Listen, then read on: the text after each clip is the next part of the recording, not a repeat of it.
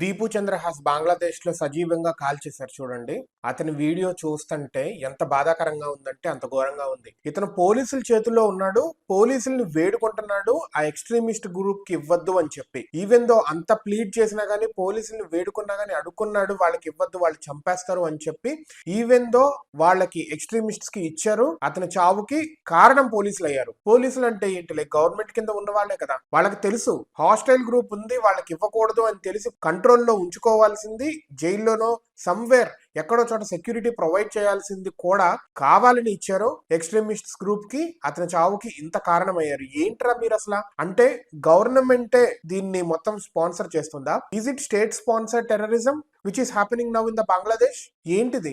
అరే at the end Hindu కాదు, ముస్లిం కాదు, క్రిస్టియన్ కాదు, ఆడొక మనిషిరా. మీలాంటి నాలాంటి ఒక మనిషి ఎలా కొట్టి చంపేసి ఎలా కాల్చేస్తారా? Keep apart Hindu, keep apart Muslim, keep apart Christian, whatever the religion it is, whatever the caste, creed, colour. ఒక మనిషిరా. నీలాంటి ఒక మనిషిని, నాలాంటి ఒక మనిషిని ఎలా చంపగలుగుతారా?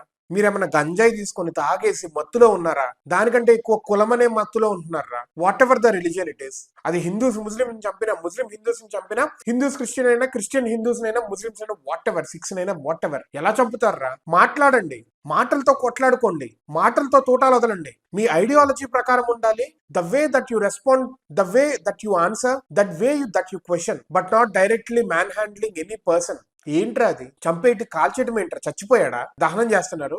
ఏమైనా అనారోగ్యంగా చచ్చిపోయాడా? కొట్టి చంపి ఉరి తీసి కాల్చేయటం ఏంట్రా? నేనేదో హిందూస్ ని బ్యాక్ చేస్తున్నానని కాదు, కానీ ఒక మనిషిని like keep all the religions apart, humanitarian grounds లో ఆలోచించండి రా. లైక్ రాక్షసులా మీరేమన్నా చంపేయడానికి? అలాగా మనుషులే కదరా, మీకు కూడా ఒక ఫ్యామిలీ ఉంది కదరా, పిల్ల పాపలో భార్య తండ్రి అందరూ ఉంటారు కదరా. మీకు కూడా రిలీజియన్ అనే మత్తులో కిటకిటలాడిపోతున్నారు. ఇంటికి వెళ్ళి ఆలోచించుకుంటే ఈ డీడ్ లో మొత్తం ఎవరైతే పాల్గొన్నారో వాళ్ళకు కూడా అరే తప్పు చేశానన్న ఫీలింగ్ ఉండొచ్చు ఇప్పుడు. But the life has already last. Politicians ఆడుతున్న ఆటలో పావులవుతున్నారు, ఏమీ లేదు, పావులవుతున్నారు అంతే. పోలీసులకు సిగ్గుండాలి. ఆ పోలీసులు ఎవరైతే అప్పగించారో వాళ్ళల్లో మిమ్మల్ని అలా కాల్ చేస్తే, మిమ్మల్ని అలా చంపేస్తే ఎలా ఉంటది? ఆ అబ్బాయి భార్య, పిల్ల, చిన్న పిల్ల ఫోటో చూస్తుంటే ఏంటి? కేవలం తన మతం హిందూ మతం అవ్వటమే ఒక రాంగా, ఒక మైనారిటీగా ఆ కంట్రీలో ఉండటమే ఒక రాంగా.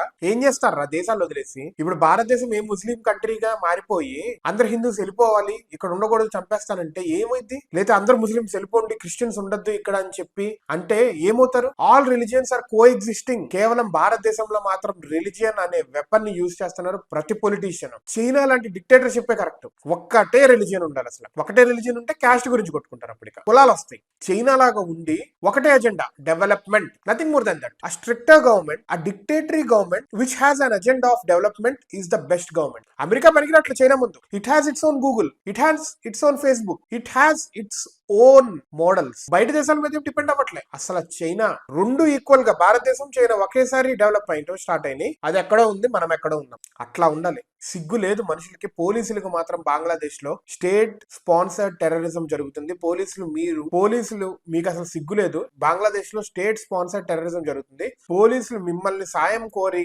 మిమ్మల్ని వేడుకున్న ఒకరిని తీసుకెళ్లి ఎక్స్ట్రీమిస్ట్ గ్రూప్స్ కి ఇచ్చి చావు కారణమయ్యారు. You are answerable, you have to answer.